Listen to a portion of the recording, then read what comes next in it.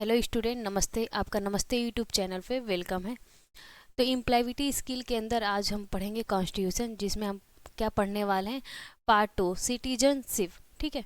Article 5 से लेके 11 तक आज हम इसमें पढ़ेंगे। चलिए क्लास को स्टार्ट करते हैं, आज की क्लास को। उसके पहले हम देख लेते हैं कि जो नमस्ते आईटीआई एप्लीकेशन है हमारा, वहाँ पे कौन कौन से ट्रेड अवेलेबल है। ठीक है। तो जो हमारा ट्रेड है वहाँ पे एक तो आपका आरएसी हो गया, fitter tunnel machine, diesel mechanic, carpenter, plumber और ड्राफ्टमैन सर्वे। ठीक है। तो ये सारे हमारे क्या हैं, कोर्स अवेलेबल हैं एप्लीकेशन पे। इस कोर्स के साथ साथ आपको क्या क्या फैसिलिटी मिलने वाला है, तो एक तो आपको इंजीनियरिंग ड्राइंग, फिर WCS workshop science and calculation, और आपको इम्प्लॉयबिलिटी इसके, ठीक है, इसके साथ मिलने वाले हैं।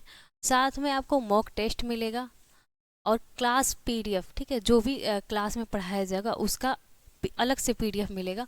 जो भी सर पढ़ाते हैं ना, उनके द्वारा हैंड रिटेन नोट्स आपको मिलने वाला है।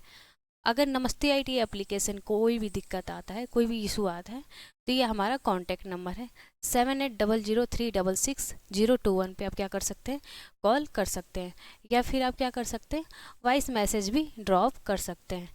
ठीक है। अब बात ये आता है कि एग्जाम में कितने नंबर के क्वेश्चन बनेंगे। ठीक है। अगर बनते भी हैं वो क्वेश्चन, तो कितने कितने क्वेश्चन आते हैं और कितने नंबर के बनते हैं। ठीक है। तो अगर कोई ट्रेड थ्योरी है, ठीक है, तो उसमें क्या है कि कितने क्वेश्चन बनेंगे, आपके 38 क्वेश्चन बनेंगे। वर्कशॉप साइंस एंड कैलकुलेशन से आपके 6 क्वेश्चन बनेंगे, और इंजीनियरिंग ड्राइंग से आपका 6 क्वेश्चन बनेगा, और इम्प्लॉयबिलिटी स्किल से आपका 25 क्वेश्चन बनेगा। टोटल आपका 75 क्वेश्चन होंगे। अब एक क्वेश्चन जो है आपका 2 नंबर का होगा। ठीक है। एक क्वेश्चन आपका 2 नंबर का। टोटल आपका कितने नंबर का है, 150 नंबर का। अब देखिए, जो हमारा नमस्ते आईटी एप्लीकेशन है, तो इस तरीके का क्या होगा, अगर प्ले स्टोर से आप डाउनलोड करते हैं तो इस तरीके का क्या होगा, लोगो दिखेगा। यहाँ पे आपको ऑप्शन आएगा ईमेल एड्रेस या फ़ोन नंबर का। ईमेल आईडी से और पासवर्ड से भी क्या कर सकते हैं, आप लॉगिन कर सकते हैं, या फिर अपना कॉन्टैक्ट नंबर डालिए, उस पर OTP जाएगा, वहाँ से रजिस्टर भी कर सकते हैं। ठीक है। तो यहाँ पे सेलेक्ट कैटेगरी का आएगा ऑप्शन। अब जैसे कि कोपा वाले बच्चे हैं, ठीक है, कोपा वाले बच्चे यहाँ पे क्या करेंगे, यहाँ पे इनको ऑप्शन दिखेगा, यहाँ पे जैसे क्लिक करते हैं और यहाँ पे सेव करते हैं, यहाँ पे आपको क्या होगा, ये लेफ्ट साइड में 3 लाइन करके आएगा RAC। यहाँ जो RAC लिखा है ना, यहाँ पे कोपा लिख के आएगा, फिर वहाँ पे परचेज करने का ऑप्शन आएगा। ठीक है। आप गूगल पे भी कर सकते हैं, या फिर फ़ोन पे बार कोड के द्वारा भी आप क्या कर सकते हैं, पेमेंट कर सकते हैं। तो चलिए क्लास को स्टार्ट करते हैं। ठीक है। तो पार्ट 2 में हम क्या पढ़ने वाले हैं, सिटीजनशिप, नागरिकता के बारे में हम क्या करने वाले हैं, पढ़ने वाले हैं।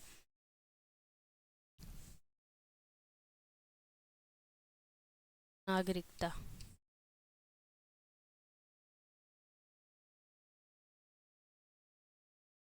सिटीजनशिप।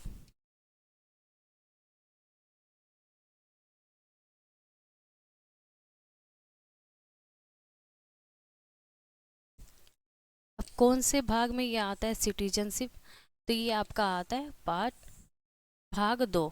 ठीक है। भाग 2।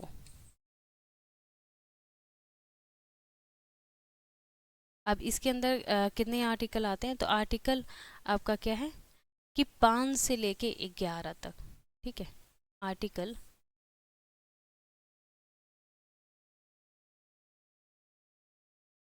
अनुच्छेद, ठीक है, अनुच्छेद 5 से 11 तक।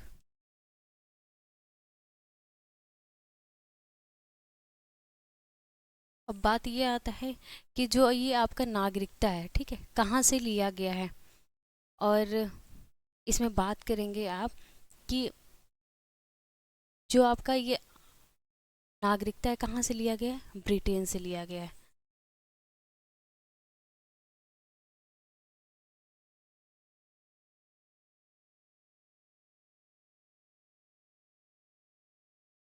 अब बात ये आता है कि जो ब्रिटेन है, ठीक है, तो ब्रिटेन का जो कॉन्स्टिट्यूशन है, ठीक है, तो वो क्या है, अलिखित है। तो वहाँ से कैसे लिया जा सकता है, तो वहाँ पे क्या है कि जो आपका ब्रिटेन है ना, तो ये ब्रिटेन को क्या किया गया है कि अलग अलग, ठीक है, अलग अलग किताबों में क्या किया गया, संकलित किया गया, अलग अलग डॉक्यूमेंट में क्या किया है, इसको रखा गया। इसलिए क्या बोला जाता है कि जो ब्रिटेन की कॉन्स्टिट्यूशन है, जो ब्रिटेन की संविधान है, अलिखित है। ठीक है, तो कहाँ से लिया गया है ये आपका नागरिकता, ब्रिटेन से लिया गया है। और इसके आगे हम पढ़ेंगे कि आपका जो भारत में कितने प्रकार की नागरिकता प्राप्त की जा सकती है, बात ये आ जाता है। ठीक है, तो भारत में कितने प्रकार की नागरिकता प्राप्त की जा सकती है, तो 5 प्रकार की। ठीक है, भारत में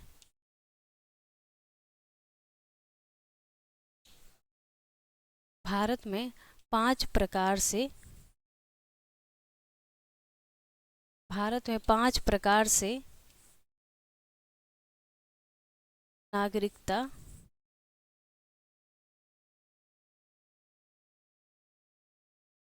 प्राप्त की जा सकती है।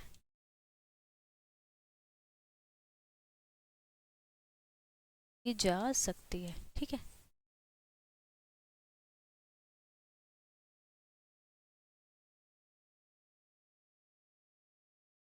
तो जो पहला है हमारा जन्म, जन्म से पढ़ेंगे। ठीक है, तो इसमें क्या है आपका कि अगर इसके पहले देख लेंगे कि जो भारत में नागरिकता होगी ना, वो कैसी होगी हमारा। ठीक है, जो हमारा भारत में नागरिकता होगी वो कैसी होगी, तो एकल नागरिकता होगी, यानी कि सिंगल सिटीजनशिप।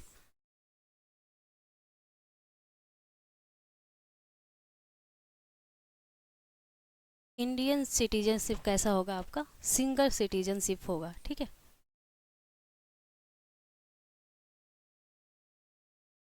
भारत में जो नागरिकता होगा वो क्या होगा आपका, सिंगल सिटीजनशिप होगा।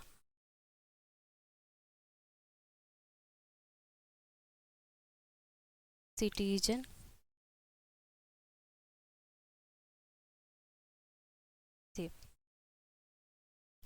तो क्या होगा आपका, भारत में जो नागरिकता होगा कैसा होगा आपका, एकल नागरिकता होगा। ठीक है, अब हम बात करेंगे कि जो आपका जन्म से है, ठीक है, बाई बर्थ।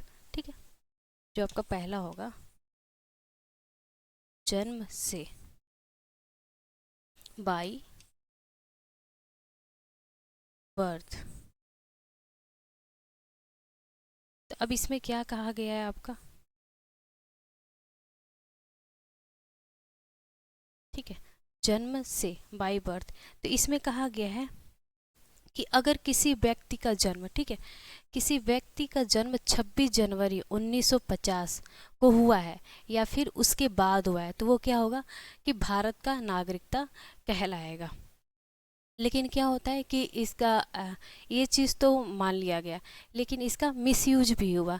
जो विदेशी थे या फिर जो विदेशी शत्रु थे, इसका मिसयूज करने लगे। अब क्या हुआ कि उनको भी इजीली क्या होता था, भारतीय नागरिकता मिलने लगा।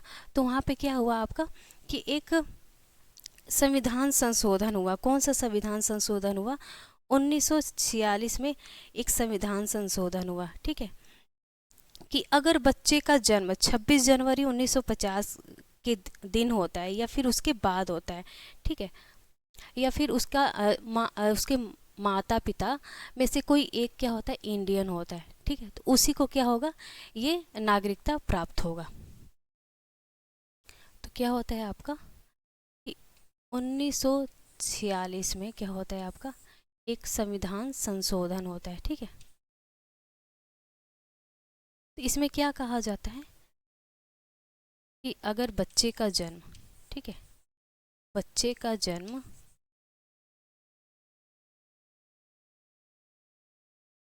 26 जनवरी 1950, ठीक है, 26 जनवरी 1950 को होता है। ठीक है, 1950 को होता है या उसके बाद होता है, या फिर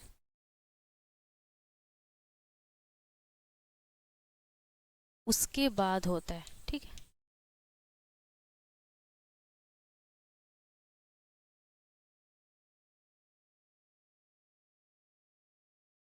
लेकिन क्या है, उसमें से माता या पिता में से क्या होना चाहिए, एक भारतीय नागरिकता प्राप्त होना चाहिए। ठीक है, उसके पास वो भारतीय नागरिकता हो, माता या पिता।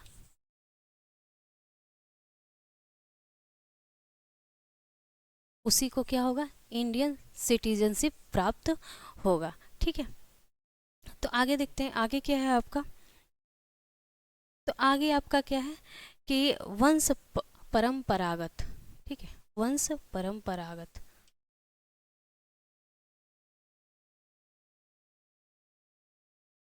वंश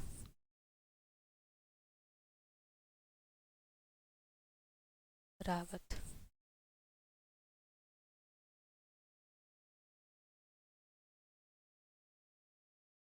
वंश परंपरागत।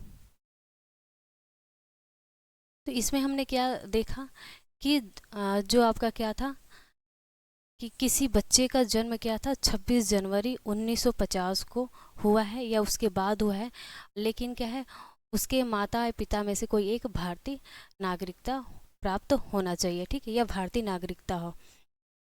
तो अब इसका क्या है कि जैसे कि मान के चलो आपके जो प्रियंका चोपड़ा हैं, ठीक है, तो प्रियंका चोपड़ा क्या है कि वो तो इंडियन है, लेकिन उनका शादी कहाँ हुआ है, विदेश में। ठीक है, अब बच्चा भी कहाँ पैदा हुआ उनका, विदेश में। तो वो क्या कर सकते हैं, उनके बच्चे को भारतीय नागरिकता प्राप्त हो सकता है क्योंकि वो इंडियन की हैं। ठीक है,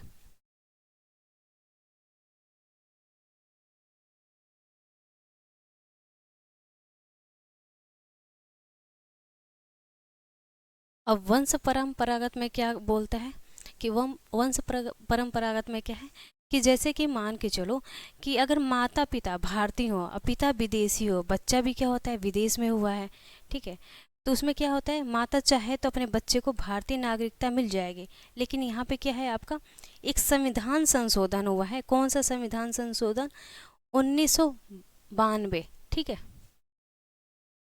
लेकिन इसमें क्या है कि एक संविधान संशोधन हुआ है, कुछ शर्तें यहाँ पे हैं।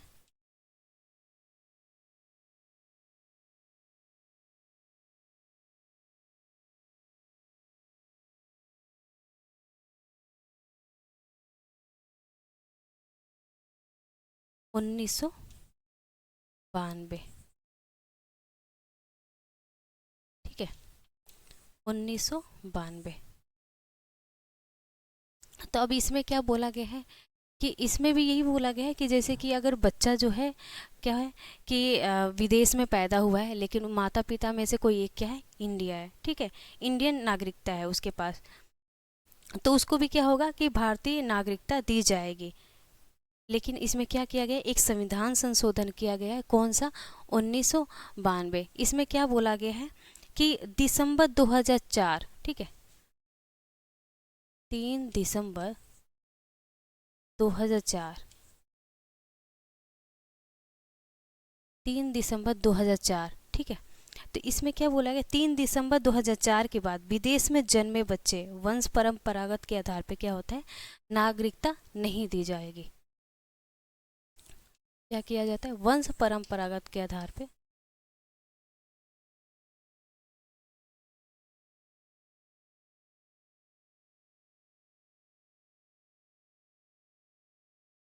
आधार पर नागरिकता क्या किया जाएगा, नागरिकता नहीं दी जाएगी, बल्कि जन्म के 1 वर्ष के भीतर भारतीय दूतावास में पंजीकरण या रजिस्टर कराना पड़ेगा। ठीक है, नहीं दी जाएगी।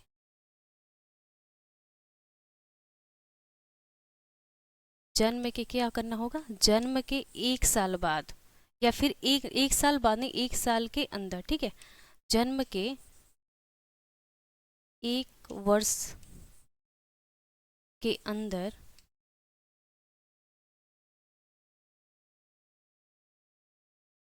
भारतीय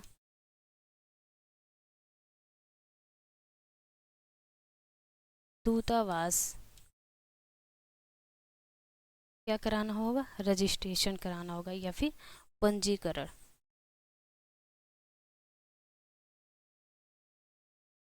पंजीकरण कराना होगा, तभी क्या होगा, उस बच्चे को भारतीय नागरिकता प्राप्त होगा। ठीक है। अब जैसे कि सानिया मिर्जा हो गई, ठीक है, सानिया मिर्जा हो गई, प्रियंका चोपड़ा हो गए, ये क्या है, भारतीय नागरिकता है। ठीक है। और इनका क्या है कि विदेश में शादी किया है, अब बच्चा भी क्या है, विदेश में हुआ है। लेकिन अगर इनका जो बच्चा है वो 1 साल के अंदर, जब जब 1 साल का रहा होगा, जैसे कि 1 साल का रहा होगा, तो वो क्या कर की होंगी कि भारतीय दूतावास में पंजीकरण करवा ली होंगी। ठीक है, अगर उनके बच्चे को क्या चाहिए, भारतीय नागरिकता चाहिए। ठीक है।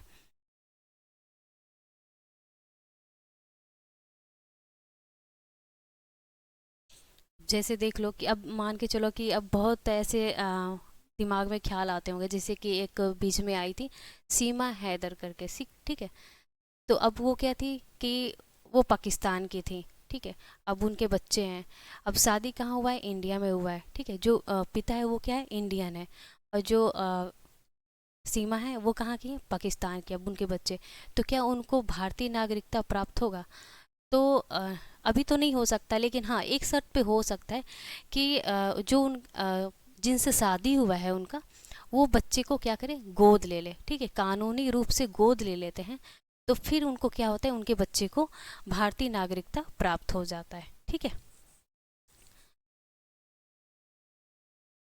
तो ये रहा आपका, एक तो जन्म से क्या होता है, आपको नागरिकता प्राप्त हो जाता है, एक आपका हो जाता है वंश परंपरागत के आधार पे आपको नागरिकता प्राप्त हो जाता है। ठीक है। तो ये दो चीज़ हमने क्या किया है, आज के क्लास में समझा है।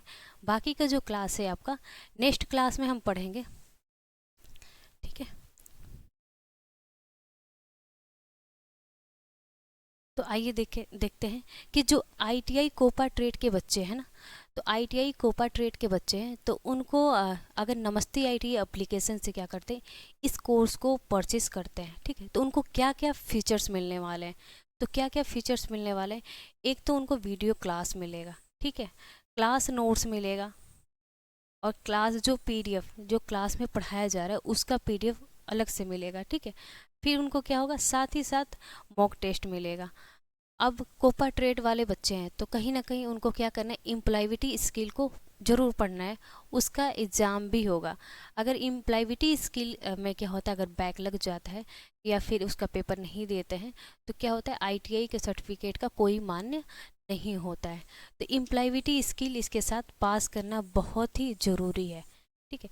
तो क्या किया गया है, इस कोपा ट्रेड के साथ, अगर कोपा ट्रेड को क्या करते हैं, आप परचेज करते हैं, तो उसके साथ आपको क्या होगा, इम्प्लॉयबिलिटी स्किल आपको मिल जाएगा, कितने में, 399 में आपको मिल जाएगा। ठीक है। तो जाइए आप क्या करिए, नमस्ते आईटीआई एप्लीकेशन को प्ले स्टोर से डाउनलोड करिए और कोर्स को परचेस करिए। मिलते हैं आपको नेक्स्ट क्लास में।